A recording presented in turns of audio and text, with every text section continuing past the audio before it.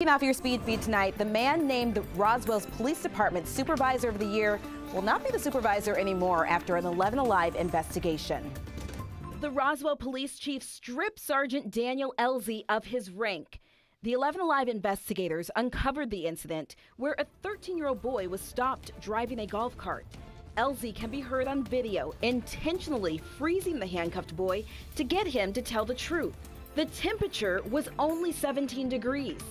Elzy will come back as a patrol officer after serving a 30-day suspension without pay. We will do everything in our power to support and protect our fellow citizens in harm's way.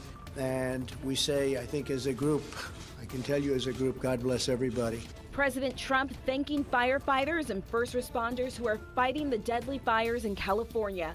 More than 5,000 of them are battling the blaze in Northern California, which has killed more than 40 people. But a fire official says crews have made progress in preventing the fire from reaching the town of Oroville. That's home to 19,000 people. The cable news network CNN is suing the White House for pulling the press pass of reporter Jim Acosta, saying it violates the First Amendment. Acosta was barred after a tense exchange with the president. The White House says the lawsuit is just more grandstanding.